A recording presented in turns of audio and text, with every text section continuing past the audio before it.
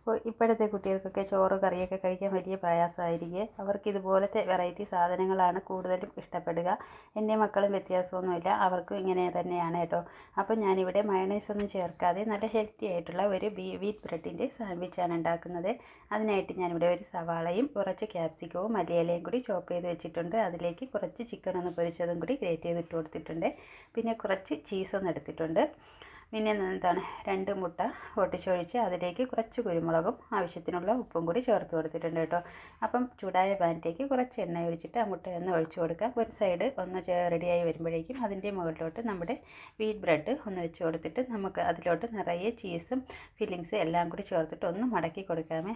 ഒരല്പം കട്ടിയുള്ളത് കൊണ്ട് മടക്കാൻ കുറച്ച് പ്രയാസമായിരുന്നേ. അപ്പം ഞാൻ അതിനെ രണ്ടായിട്ടൊന്ന് മുറിച്ചതിന് ശേഷം തിരിച്ച് മറിച്ചിട്ട് നല്ല രീതിയിലൊന്ന് വേവിച്ചെടുത്തിട്ടുണ്ടായിരുന്നു. ഒരു 5-10 മിനിറ്റോളം ഒന്ന് വേവിച്ച് എടുത്തിട്ടുണ്ടായിരുന്നേ, അടച്ച് വെച്ചിട്ട്. കാരണം 1 സൈഡ് മുട്ടയല്ലേ, അപ്പം അതിൻ്റെ 2 ബ്രെഡിനും കൂടിയൊക്കെ ചേരുമ്പോഴേക്കും അതും കൂടിയൊക്കെ ഒന്ന് ചൂടായി കിട്ടാൻ വേണ്ടിയിട്ട് 2 സൈഡും കൂടി നന്നായിട്ടൊന്ന് വേവിച്ചെടുത്തിട്ടുണ്ട് കേട്ടോ. അപ്പോൾ മയണൈസൊന്നും ചേർക്കാത്തത് കൊണ്ടും വീറ്റ് ബ്രെഡ് ആയതുകൊണ്ടും നല്ല ഹെൽത്തിയാണ്, നല്ല ടേസ്റ്റും ഉണ്ടായിരുന്നു കേട്ടോ. അപ്പം എനിക്ക് ഈ മധുരമുള്ള ബ്രെഡിനേക്കാളും സാൻഡ്വിച്ചിലും കട്ട്ലറ്റിലും ഒക്കെ ഇങ്ങനത്തെ മധുരമില്ലാത്ത ബ്രെഡ് ചേർക്കുമ്പോഴാണ് കൂടുതൽ ടേസ്റ്റ് തോന്നിയിട്ടുള്ളത്. അതിൻ്റെ ആ മധുരത്തിനേക്കാളും നല്ലൊരു ടേസ്റ്റ് എനിക്ക് മധുരമില്ലാത്ത ബ്രെഡ് ചേർക്കുമ്പോൾ തോന്നിയിട്ടുണ്ട്. അപ്പോൾ ഉണ്ടാക്കാനും എളുപ്പമാണ്, കുട്ടികൾക്ക് കഴിക്കാനും നല്ല ഇഷ്ടമായിരിക്കും. അപ്പോൾ വീഡിയോ ഇത്രയും ഇഷ്ടമായ ലൈക്ക് ചെയ്യാനും സബ്സ്ക്രൈബ് ചെയ്യാനും കമൻറ്റ് ചെയ്യാനും മറക്കരുത്.